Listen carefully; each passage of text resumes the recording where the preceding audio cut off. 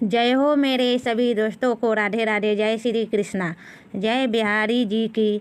इस वीडियो को पूरा अवश्य देखिए दोस्तों, क्योंकि कहानी हम सबके प्यारे लड्डू गोपाल की जो है, जिनको भी लड्डू गोपाल से सच्चा प्रेम हुआ, वीडियो को लाइक और चैनल को सब्सक्राइब जरूर कर लीजिए। हमारे लड्डू गोपाल की एकदम सच्ची कहानी। एक घर में सासू माँ और बहू की सासू माँ हर रोज़ लड्डू गोपाल जी की पूरे नियम और झंडा के साथ सेवा करती थी। एक दिन शरद ऋतु में सासू माँ को किसी कारण शहर से बाहर जाना पड़ा। सासू माँ ने विचार किया कि ठाकुर जी को साथ ले जाने से रास्ते उनकी सेवा पूजा नियम से नहीं हो सकेगी। ठाकुर जी की सेवा का कार्य अब बहू को देना पड़ेगा। लेकिन बहू को तो कोई अक्ल ही नहीं थी। ठाकुर जी की सेवा कैसे करनी है। सासू माँ ने बहू को बुलाया और समझाया कि ठाकुर जी की सेवा कैसे करनी है, कैसे ठाकुर जी को लार लगाना है। सासू माँ ने प्रभु को समझाया कि बहू मैं यात्रा पर जा रही हूँ और ठाकुर जी की सेवा पूजा का सारा कार्य तुमको करना है। सासू माँ ने बाबू को समझाया। देख, ऐसे 3 बार घंटी बजाकर सुबह ठाकुर जी को जगाना, फिर ठाकुर जी को मंगल बुक कराना है, ठाकुर जी को स्नान कराना, ठाकुर जी को कपड़े पहनाना, ठाकुर जी को श्रृंगार करना और फिर ठाकुर जी को दर्पण दिखाना। दर्पण में ठाकुर जी का हंसता हुआ मुख देखना। बाद में ठाकुर जी को राजभोग लगाना। इस तरह सासू माँ बहू को सारे सेवन एवं समझाकर यात्रा पर चली गई। अब बहू ने ठाकुर जी की सेवा का कार्य उसी प्रकार शुरू किया है। जगत सासू माँ ने समझाया था। ठाकुर जी को जगाया, नहलाया, कपड़े पहनाया, श्रृंगार किया और दर्पण दिखाया। सासू माँ ने एक बात कही थी, दर्पण में ठाकुर जी का हंसता हुआ मुख देखना, कवाट में ठाकुर जी को राजभोग लगाना। दर्पण में ठाकुर जी का हंसता हुआ मुख न देखकर बहू को बड़ा आश्चर्य हुआ। बहू ने विचार किया, शायद मुझसे एवं कहीं कोई गलती जरूर हो गई है। तभी दर्पण में ठाकुर जी का हंसता हुआ मुख नहीं दिखा। बहू ने फिर से ठाकुर जी को नहलाया, श्रृंगार किया, दर्पण दिखाया, लेकिन ठाकुर जी का हंसता हुआ मुख नहीं देखा। बहू फिर विचार किया, शायद फिर से कुछ गलती हो गई। भयो फिर से ठाकुर जी को नहलाया, श्रृंगार किया, दर्पण दिखाया।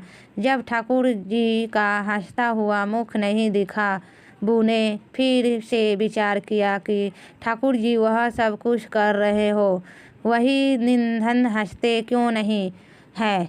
शायद कोई गलती हो रही है मुझसे। ऐसे करते करते इस बहू ने ठाकुर जी को कम से कम 1 नहीं 2 नहीं 12 स्नान करवाया, हर बार दर्पण दिखाया, मगर ठाकुर जी का हंसता हुआ मुख नहीं देखा।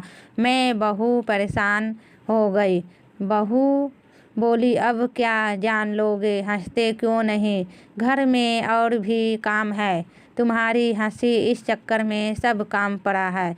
बहू के मन में सच्चा भाव था। वह लड्डू गोपाल को बच्चे की तरह दबाने लगी और धमकी देते हुए, अब बहू ने 13वीं बार फिर से ठाकुर जी को नहलाए की पूरी तैयारी कर रखिए। ठाकुर जी ने विचार किया, बहू के भावों को समझा। यह सच में जो इसको हंसता हुआ मुख नहीं देखा, तो यह तो आज पूरा दिन इतनी सर्दी में लहलाती रहेगी। फुर्तस एक बाउल ठाकुर जी को नहलाया, कपड़े पहनाया, श्रृंगार किया और दर्पण दिखाया। बहू ने जैसे ही ठाकुर जी को दर्पण दिखाया, तो ठाकुर जी अपनी मंद मुस्कान से हंसते बहू को बहुत बहुत संतोष हुआ।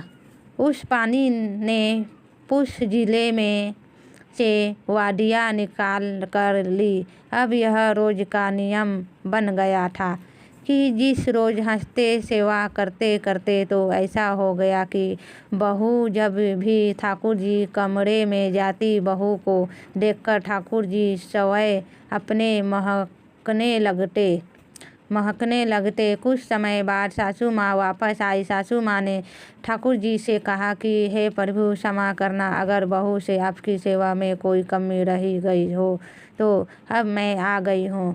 आपकी सेवा पूजा बड़े ध्यान से करूँगी। आप और कमाल हो गया। उसी दिन सासू माँ को ठाकुर जी ने सपने में दर्शन दिए और हंसकर बोले कि मैया आपकी सेवा भाव में, आपकी झंडा में है, कोई भी कमी नहीं है। आप बहुत सुंदर सेवा करती हो, लेकिन मैया दर्पण दिखाने की जो सेवा थी वह केवल आपकी बहू से ही हंसी होती है, वही कर सकती है। दर्पण दिखाने से वहाँ कितनी में साल मॉर्निंग वॉक पूरे लेकर दोनों राधे राधे जय बिहारी जी की। दोस्तों, कहानी आपको कैसी लगी हमें ज़रूर बताएं कमेंट करके। साथ में चैनल को सब्सक्राइब, इस वीडियो को लाइक बिल्कुल करना ना भूलें। धन्यवाद दोस्तों। जय श्री राधे राधे बिहारी जी की। नमस्ते दोस्तों।